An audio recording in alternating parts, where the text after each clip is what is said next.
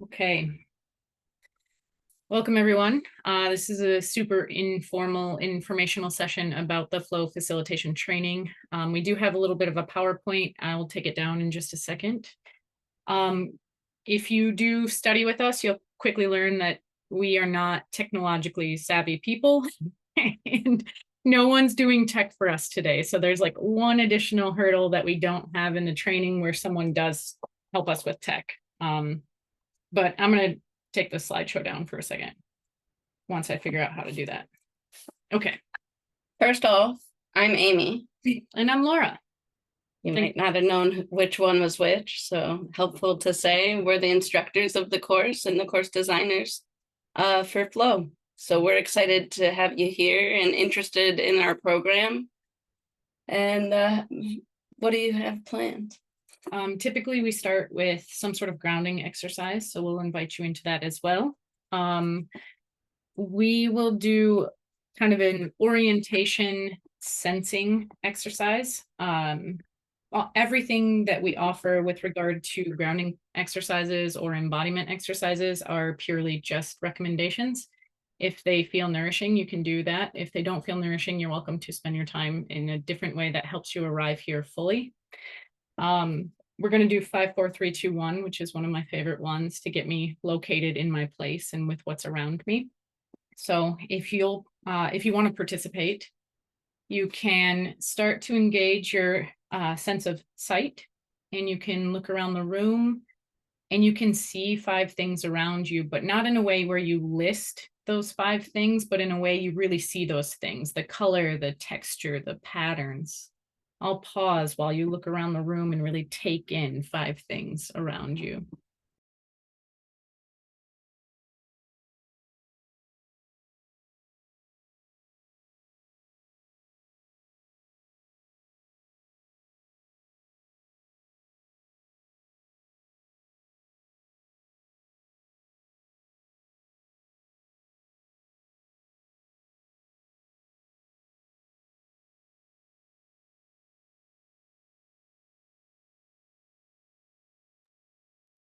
Okay, bring your senses back here in the main room. And the next invitation is for 4 things you can hear.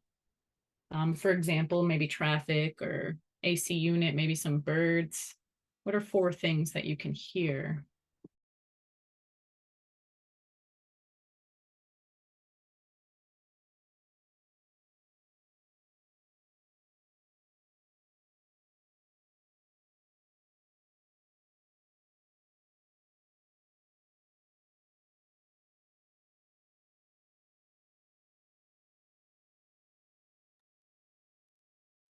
Go ahead and bring your attention back here. The next invitation is to engage your sense of smell. 3 things that you can smell. Maybe I see someone's outside. What does it smell like outside? What do your clothes smell like? What do your friends smell like with consent? Just kidding. 3 things you can smell.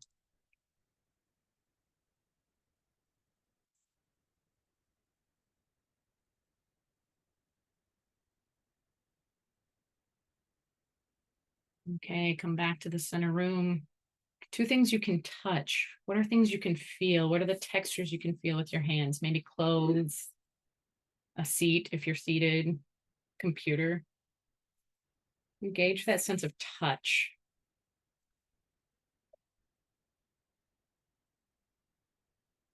And then come back to the center room. And the last one is taste. Maybe you can taste something on your saliva. Maybe you have a cup of water or tea that you can sip. Try to engage your sense of taste.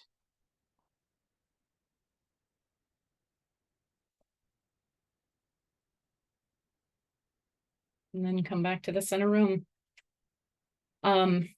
We anticipate this lasting not longer than an hour. So in Eastern time, we started at 6:30. We anticipate that we'll be done about 7:30. We did block off about 90 minutes in case there's a lot of like conversation or questions. We just want to make ourselves available for that. This is being recorded, so for all those who signed up and didn't come to the live session, if you have any additional questions, you can email us. We'll have our email information at the back end of the presentation.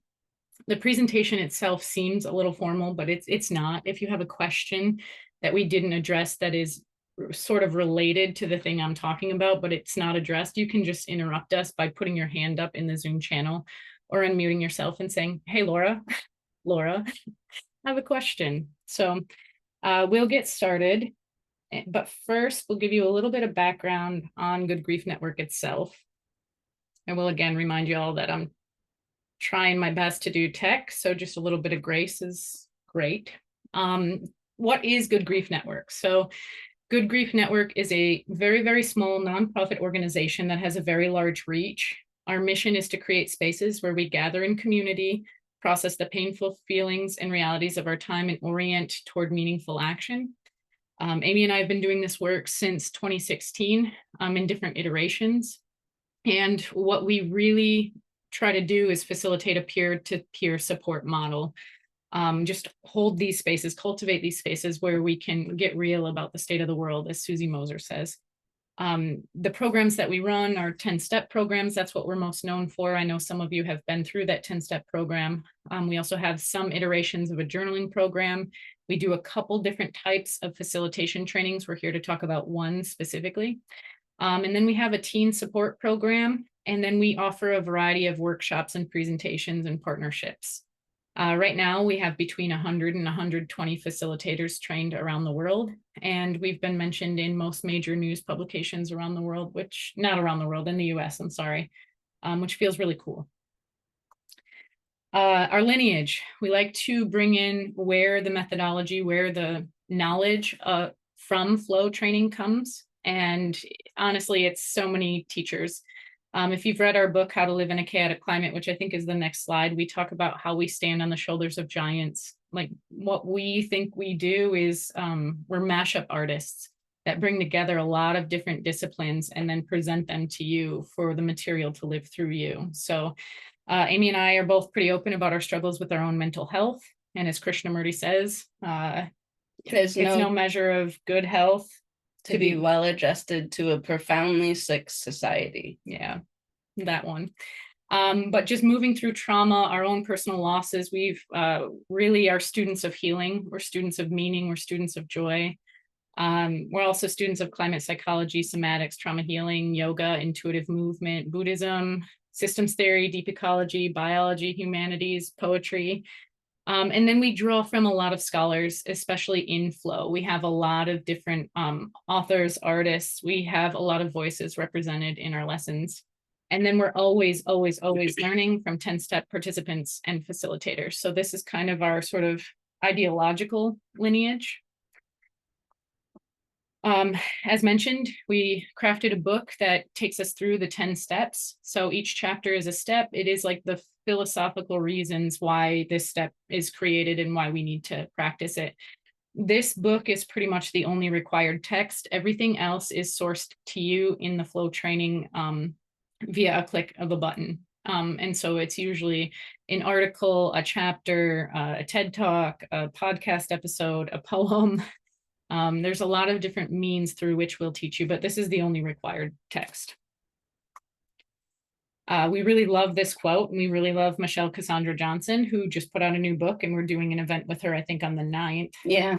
But this quote comes from her book, Finding Refuge. Actually, will you read it? Yeah.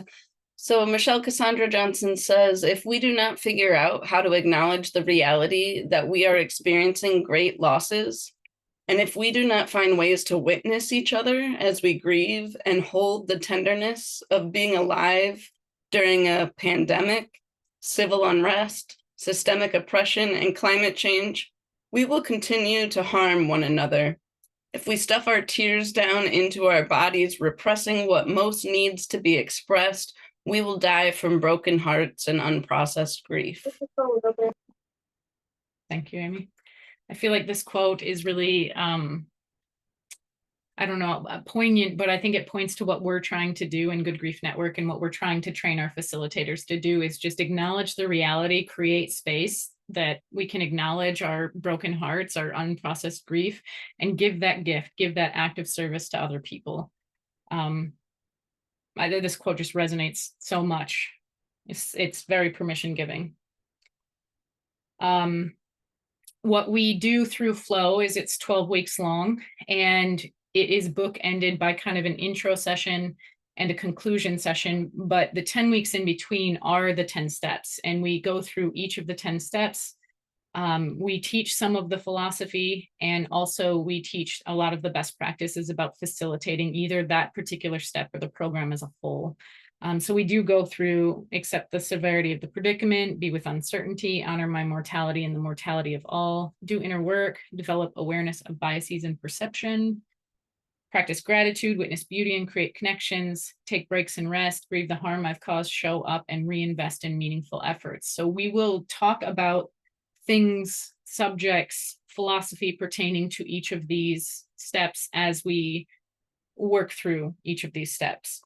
Not in the same way that you do it in a 10-step program, more on the, I don't know, like bird's eye view or. Yeah, pulling back the veils of what each step is like, why it is the way it is, as well as kind of deeper dives that you can give to help your participants go deeper when you're facilitating as well. We wanted to take just a few minutes and talk about why do we need peer support community groups. And the idea here is that our nervous systems talk to each other. We need each other. The internet is a great Band-Aid for those of us who can't always be together in person. We are knowing from research that our neurons still talk to each other, our nervous systems still talk to each other through the internet, which I think is phenomenal. But the idea here is that we're social beings. We are wired to connect with one another. And as the overwhelm, as the isolation increases, many of us are feeling really alienated, really alone. And so we are intentionally teaching people how to create these spaces where we're not fixing people. We're just saying we hear you. And that in itself can be a really healing thing. As many of us know, sitting in this space, that the work of the world, the work of this moment is too much for any one person. And if we try to take it on ourselves, we'll either drive ourselves crazy or burn out, or both. So it's another reason why we have to come together in community groups. Another reason that we do this is because a lot of the dominant culture tells us to distrust one another, and we think that that's a pretty big problem that we have to overcome. And so creating these small, intimate community groups allows us to practice trust. What does it feel like to trust people again? And then, of course, there's tremendous power in the collective. You know, have you ever tried to solve a problem on your own and you got stuck, and then you put 2 or 3 minds on that same problem and you generated new ideas that you couldn't have gotten to with your mind alone? Like, there's so much creativity, so many new perspectives that are available when we put our minds and hearts together. I suspect many of you are here for the logistics of the course. Notice I did not put price on that, and I'm sorry. I can talk about that in a second. For this iteration, we have 2 cohorts. We have one on Sundays. It's usually evenings, our time, 5 to 8 p.m. Eastern. And then Tuesdays, we have 1 to 4 p.m. Eastern. They're different classes, same material. So what we really like is that if you're in the Sunday cohort and you can't make it Sunday, you can bop into the Tuesday class and the class will be relatively the same. And then similarly, if you can't make your Tuesday session, you can bop over to Sunday for a week. We do once weekly for 12 weeks. There will be a mid-session break. I think that's mid-October or so. And so, yeah, we'll just go through 1 week at a time, 3 hours. The meeting length, it's 3 hours. It's 3 hours live. Amy and I will be with you every week for 3 hours, but there is additional coursework above and beyond that 3 hours. And we take a 10-minute break in between the 3 hours, because it's really hard to sit at a screen for 3 hours, as we all know. Well, and we try to incorporate some body movement, some poetry. Some of it is sort of lecture style, but a lot of it is trying to do some of the other things that can keep our mind bodies engaged instead of just sitting here. But yeah, the 2 to 3 hours of coursework outside the live sessions are like reading the corresponding chapter and then going through those resources that I've mentioned before. We meet on Zoom. As far as cost goes, the primary cost is $1,500. You can pay that over 3 months. There is a lower tier and there is a higher tier. So we always have sliding scales available for Good Grief Network, trying to make things more financially accessible for folks. We also offer a number of scholarships and work exchanges. And so ideally, money doesn't have to be an issue. And as somebody who has grown up in poverty for the good majority of my life, I've had to miss a lot of things that I really wanted to be engaged with. So we're really serious about scholarships. We're really serious about work exchanges, and like, we're human beings and we're trying to run an organization and pay our staff. So the capitalist tension is alive and well. As far as more logistics, did someone just pop into? Yep. Okay. As far as more logistics, the sessions are recorded because it's a training class. I understand that in this time, the state of the world, it's not always safe to be recorded. It's not always safe to have a transcript. And so you're welcome to put a fake name in as long as we get to know who you are. We can not record our check-ins or checkouts. We can kind of work around this. But in this last session of flow and then this session of flow and moving forward, we haven't had to be so serious about where this information might go. So we're aware of it, not necessarily having a good solution for it yet, but I just wanted to let you know that, like, it's important to have it recorded if somebody misses a session so they can have that content. But certainly we want to protect people, and we want to protect people who are learning how to do this work. At the end of the 12 weeks, we offer a flow certificate, and this is if you've done your assignments, if you've shown up and participated. You also have to attend 10 out of 12 sessions live to be considered for this. So you can't do 6 digitally and then 6 live. We need you to be present for the class because it really matters when you show up. A lot of the learning comes from class discussion, questions, things like that, that if you're not there, you don't get the privilege of being a part of. Yeah. And then what was I going to say? Oh, we're also human beings about this. So for example, in the last session, we had one person who had to miss 3 sessions because her family was sick, and then she had to show up for a surgery for someone else. And so if it ends up happening where you make it to 9 out of 12, just be open and honest with us. Just let us know, and we can work with you and make sure you get the resources you need from your missed sessions. Flow training is also a amalgamation of group work in sessions and individual study outside of the course. I think we have 5 assignments throughout the course, and then we have a big comprehensive assessment at the end. It's not really an exam because it's, if you do it, you pass. You just got to complete it. It really is an assessment for us on our end, to see how the material that we've been working on for the last 3 months is living through you. And then the coolest part, or one of the coolest parts, are that after you complete the course, after you get the certificate, you will be invited to join our Flow membership for 6 months. And this is an opportunity to put into practice all of the things we've been working on for the last 3 months. So the 3 months is a lot about discussing, a lot about learning, a lot about getting those best practices and the philosophy really solid.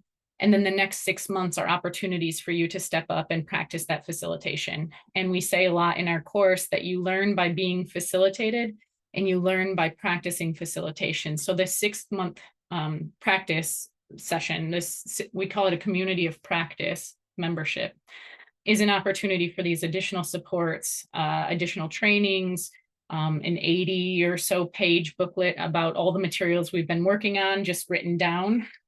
Yeah, it's really where you get to put into practice what you've learned in our 3 months together. You learn best to facilitate by facilitating. It can feel a little clumsy in the beginning, which is why we like to have a safe space for everyone to practice and kind of get their confidence up before going into facilitating groups, because we have noticed a trend that it is getting harder to facilitate groups as the chaos in the world becomes more intense.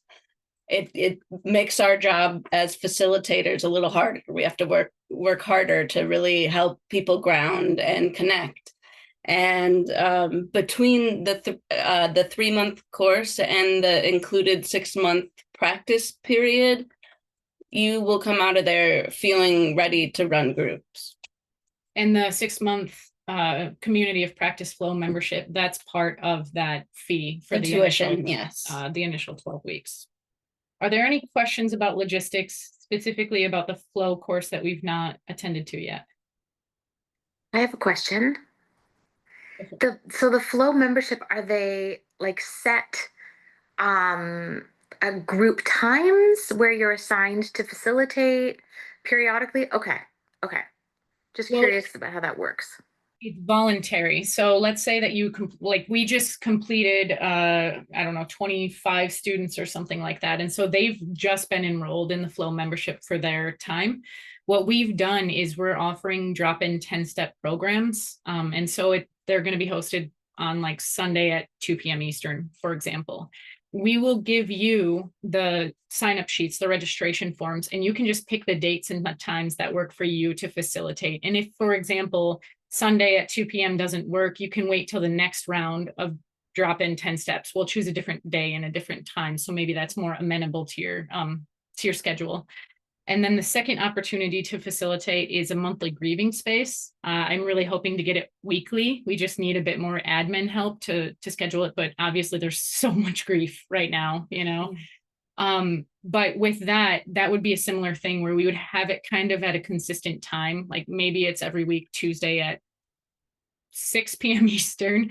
And then you would just voluntarily sign up that time. We wouldn't assign it to you because like we have people all over the world in different time zones and different jobs and things like that. And so I think what I'm trying to communicate is that you get out of the membership what you put into it.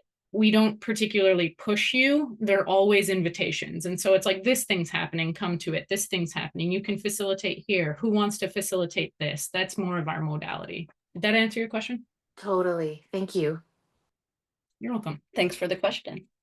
Laura, so there is no particular obligation for unless, I guess you did say that there was in terms of the financial agreement, there was some kind of a work study thing or something, but otherwise there's no particular obligation for facilitating for someone that completes the flow training. You're spot on with that understanding. Okay. If you complete the whole course and you get your certificate, you are invited to sign up for this membership. Some people don't.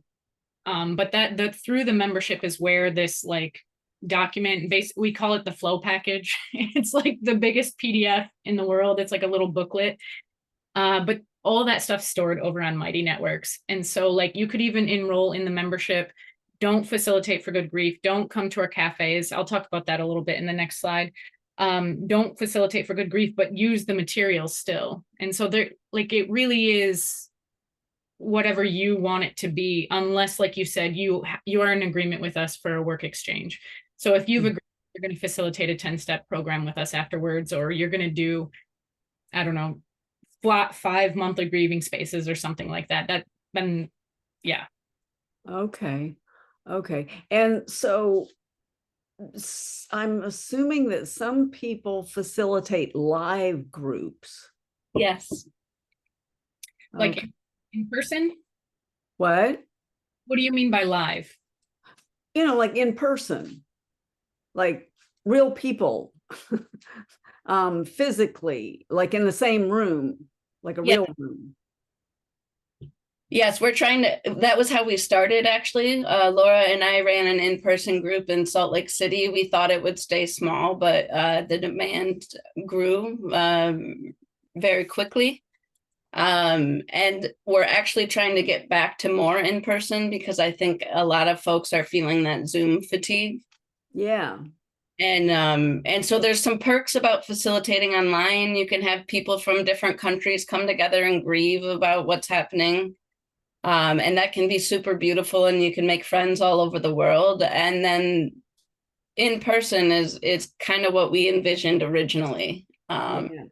And yeah, so that's what our main goal, I would say, is like we're looking for folks who want to take this to their in-person community. Yeah.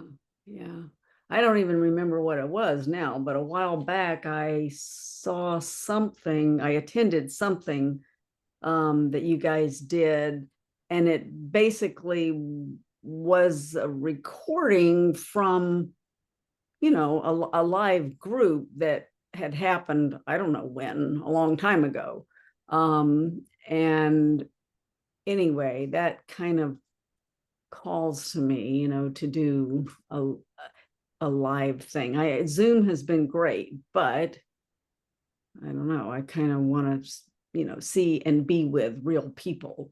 So, okay. Yeah, Thank I you. think that's a desire for a lot of us, is to figure out how to host these in person. Even you're certainly not the only one, and yeah, we would love to support facilitators getting back into their local communities and hosting these spaces, even if they're not 10-step spaces, which is the lens through which we teach. We do empower you to do any sort of peer support, even if it's just a one-off event or a mini workshop. And so, yeah, we would love for you to bring this information back home. Mhm. Another big question I've been having, I've done 2 10-step programs now. And when I first learned about you guys, that was my first thing. I was like, this is great. This is what I want to do. And then, as I've been through this, the more I learn, the more I seem to discover that people around me, nobody knows this. Nobody gets this, it seems, and I kind of try to have conversations with people, and I don't know, I guess I'm kind of learning how to do that. But anyway, my question is, what kind of audience can you really anticipate? How many people can actually do this? How many people can realistically look at this situation? You know what I mean? Yeah, certainly, certainly. And what comes to mind right away is that is what we try to train our facilitators to do, is help the people who are ready and who are already suffering and feeling alone about it, and giving them that space to come and talk to others who are not going to, repress their emotions or deny, that things are as bad as they are, or anything like that. But we really try to train our facilitators to be kind of a bridge for, like, between the actual steps and the actual program and the everyday person, because we want it to be for anyone that can benefit from it. And that tends to be people who are struggling or suffering in some way, because otherwise people don't really show up at support groups, right? If they're everything's going great. I think what we've learned is that it's okay to be small for a while. Like, our suggestion when y'all go out into the world would be to start small with like a workshop and generate some interest, and then schedule a 10-step, and maybe don't go right into scheduling a 10-step group because it's such a big commitment. Like, some people are really scared of feeling, some people are really scared of slowing down and letting that grief catch up with them. Yeah. What we try to say is, like, if 2 people come to our event, that's 2 more people we're feeling connected with. Like, I don't know. I think part of the heart-centered revolution is scaling out this way, and not necessarily this big, like, mass movement. It's all of us tendriling out into the spheres we have. Yeah. Yeah. Okay, I'm gonna move us along to the next slide, and we talk a little bit about that, or about what's on this next slide. So on the previous slide, we talked a lot about the logistics of the 12-week course. This is specifically logistics about the community of practice membership. So you will be enrolled for 6 months. After that 6 months, you'll be invited to come in at a fee and continue to practice with us. Several people stay on for years because they like the support that we provide. We provide additional trainings. They're continuing to facilitate, but it's your choice. If you don't want to continue on, you're still a flow facilitator. You still have the materials that you got from our training. You can go into the world and do your thing. The requirements to join the membership, which I've already said, but I'll say again, are you have to complete the course, you have to formally enroll, and then while you're in this membership program, we do expect that you have some sort of continued learning. So we try to offer a couple workshops. You could come to those.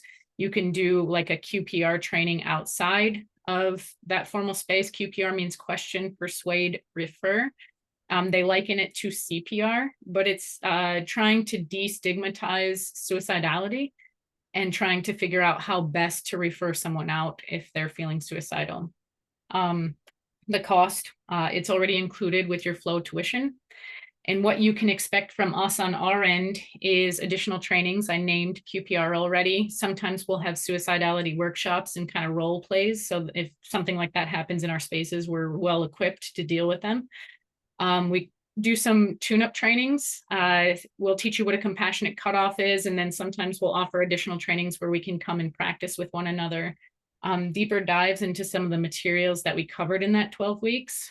We also offer things like monthly cafes.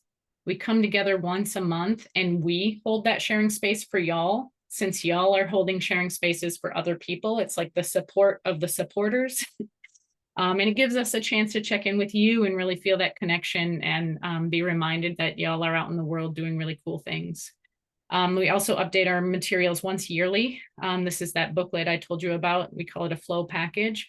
But we have a lot of other materials available as well. So that becomes part of the membership perks. And then there are opportunities to facilitate directly for Good Grief.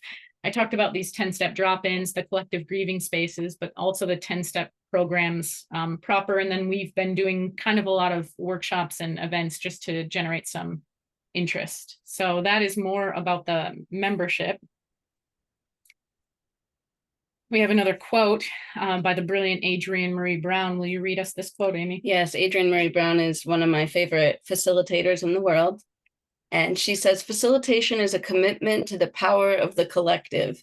We hold space for humans to find each other, clearing the debris between them so that they can access the forward motion of life, the flowing river of change, the rich ecosystem of differences. Thank you. I feel like this is what we're trying to do in our space, is we're really committed to collective transformation, to holding space for each of us to figure out our own path, to create space for us to explore our feelings in a brave way. And we'll talk about in the training, the difference between safe and brave spaces. We teach sharing instead of discussion in our spaces. And I just wanted to go over this because this modality is different. Some people want to offer discussion spaces and we get a little bit of pushback on why we do what we do. So I'll just explain why we do what we do. We utilize a peer support model. So the idea is that even though our facilitators are trained and we think that they're trained very well, they're still human. Y'all are still allowed to be human beings. You are guides. You're not mental health professionals. And even if you are by profession, a mental health professional in this space, in this facilitated space, you're not. You are in it with your participants. You're in it with us. And it's just putting on our human being hat and navigating this time and place with other people. It's not therapy. And we're very clear about that every step of the way. And some people can find it therapeutic. Some people can find this process healing, but it is not the classic modality of therapy. The training itself is 36 hours. And I already said the comprehensive assessment, but it's just asking questions about the things that we've taught. One of which is sharing spaces. And so I pulled this from our Instagram. We posted it a little while ago. But the idea is that we offer sharing spaces because they foster support, connection, and solidarity between participants by creating brave emergent spaces and mutual understanding. The idea is that we deeply listen to one another, that we actually hear their stories, that we help people feel seen and heard, both in their grief, in their rage, but also in their joy and in the beauty. It helps us grow our empathy, our ability to sit with tension, our ability not to rush to fix somebody because we don't know how to feel the things we're feeling in relation to what they're expressing. We reduce feelings of isolation and disconnection because we're utilizing deep listening. And then we increase emotional wellness because people finally get all the things that they're holding inside of them out in a safe way. They say, I'm really worried about this. I'm scared about this. I saw this and it broke my heart. And a lot of times in our day-to-day, we keep those things stuffed. This Instagram meme says, in a culture so conditioned to respond, creating space to share is sacred work. We all yearn to be fully seen and connected, to have places where we can show up and be witnessed in our messiness as well as our beauty. I feel like this is what we teach you how to do. And how do we do this? We teach you to slow down. I'm talking very fast, so it's a lesson I have to keep going back to often. Every time you slow down, I'm going fast. Good catch. I'm going fast again. Okay. Another thing we try to teach you is to learn how to be with the tension and to manage conflict. Conflict will come up in your spaces. These are really conflict-laden times. We have a lot of feelings. We have a lot of, I don't know, impulse to think we should be doing a thing. And sometimes that confronts what other people think they should be doing sometimes. And so learning how to be with the tension without freaking out, without exiting, is actually a really important skill that we need right now and in the future. We also explore poetry and body movement quite a lot. Poetry is a huge tool that we use. We teach you a lot about grounding exercises, why you should practice a thing or have your practices kind of laid out and do them intentionally. We provide you with a ritual space and kind of explore why ritual is important. We also learn how to grow our distress tolerance, which also is related to this tension. We learn how to be with our grief. We learn how to notice when rage is present. We also teach you how to cultivate non-judgmental practice grounds for emergence. If we're feeling like we're judged, it's really hard to engage. And so one of our key components is really cultivating that non-judgmental space where people can show up in their messiness. You can be a human being in our space. And then we talk about how to actually get your peer support offering up and in the world, out and going. About. All right, will you read us this additional quote, please? Yes, this one comes from Nora Samara, and they say, what kinds of culture, knowledge, and community structures would we be able to create if we could nurture one another without our armor on? If we could draw out and develop the gifts in one another? If we could care for another in concrete, meaningful ways and could protect one another from systemic harms and forms of structural violence, even as we're struggling to dismantle them? Thank you, Amy. I think the reason we chose this quote specifically is because flow facilitation to us is much more than a facilitation course. It is an orientation to transforming ourselves so we can transform the world around us. And we really need that. I mean, it is abundantly clear that this business as usual is failing us. It's causing tremendous suffering to those most who have done the least to cause any sort of impacts, are bearing the burden of these systemic harms. And what we try to do is figure out ways to just start talking about it, holding space for these feelings so that we might orient towards different ways of being. And yeah, and so facilitation is our method into systemic change. And I think it's important to highlight that our goal in Good Grief Network is not just to put a Band-Aid on it and teach people grounding practices or breathing exercises to feel better and to continue plugging into business as usual. We really want to change things. We really want to disrupt these systems and actually start co-creating livable futures. And yeah, we believe in the power of facilitation to help do that. We're on almost all of the major social media channels. You're welcome to check out our work there. We do have a website. We're rebuilding the Flow webpage. So you might see a transition between the one that exists up on goodgriefnetwork.org and the one that will exist in maybe a month or so. I'll read these testimonials in a second, but what I forgot to tell y'all is that we have you know what, I'll read the testimonials first, because I think it's hard to have text on the page. Okay. And then talk about something Yeah, else. I agree. Will you read the testimonials actually? Yeah, thanks. Thank you. So these are 3 different students, right? Mm-hmm. So these are testimonials from 3 different students that have taken our course with us. One says, I highly recommend the flow facilitation training for anyone who wants to step more deeply into leadership of transformative emergent spaces. The training offers critical tools and instructions for creating brave, trauma-informed containers for folks to show up, be vulnerable, and experience the transformative power of community. Deeply enjoyed getting to know my cohort and seeing their familiar faces every week. The welcoming, equitable space that Amy and Laura held as trainers made me feel more supported and confident to show up authentically as both a participant and a facilitator. Another one says, this might be the most relevant education I received so far living as a young person in this world today. Another said, this course has changed me as a human. I feel more alive, more capable, and more passionate about facilitating these spaces so that more people can come alive for the benefit of personal and planetary healing. This is not just a facilitation course. It is a tool of transformation of full body and full system change.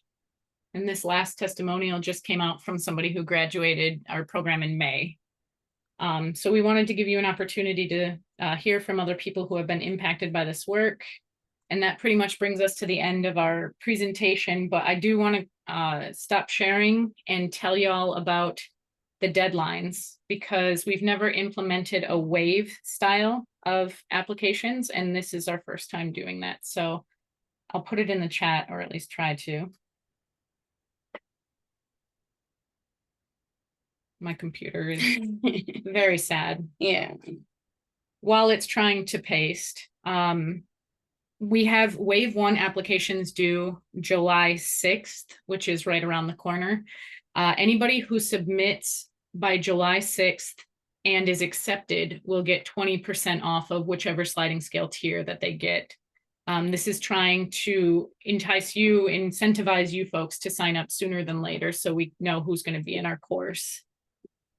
So July 6th, a couple days from now. July 7th to 10th, we basically send decisions over to y'all.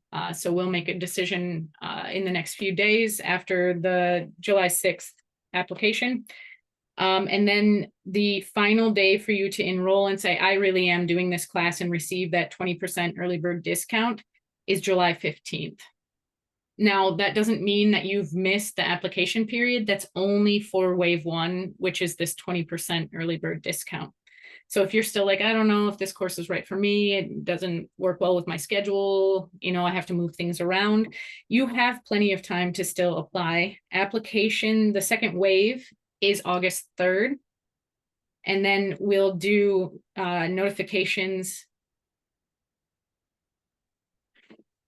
That's a good question. So it says, to clarify, wave 1 is open until July 15th. Wave 1 is open till July 6th. But then we have some time on our end, our core team, Good Grief Network, and then we'll respond to you. And then you have till July 15th, if you've been accepted, to enroll to get that discount. So in order to get the early bird discount, you have to apply by, okay, got it. I'm an over-explainer, so I appreciate that you told me you got it. All right, and then the second wave is August 3rd.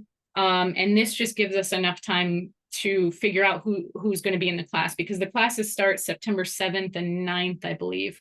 And so that gives us some time to see who's going to be in our cohort, do some interviews with folks if you're applying for a scholarship or a work exchange. And then the final day to submit your application is September 1st, but we anticipate that most of the class will be full at that point. So wave 2 is kind of the peak time if you're not ready to yet submit by wave 1. Wave 2 up until August 3rd is really when we hope to have the bulk of the class starting to form. And then for those last minute people, we always get 1 or 2 people who just discovered the flow training and are really interested. They can submit until September 1st, but we don't let anyone enroll past September 3rd because we're starting class a couple days later. We need to know how many are enrolled, and so we can do what we need to do on our end. I know that this graphic is a little confusing, so I can try to get the website up for you to have those concrete dates. If you'll give me a second. Do y'all have any questions? I know I'm getting you these dates, but do you have any questions about what we have talked about? questions about the class or Laura and my background, anything that might affect your decision to sign up.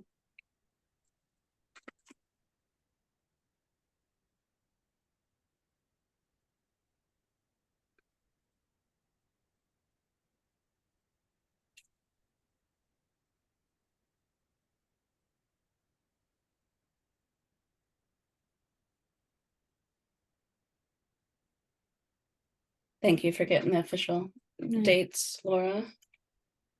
Well, all right, we won't keep you much longer than we have to. I sincerely appreciate your time and your energy and your attention. And your interest. This class really brings a lot of meaning to Laura's and my life. It's my favorite thing about my job that I get to do. I love teaching this class. I love the people who come through it and the kind of heart it takes to want to facilitate in these really tough times.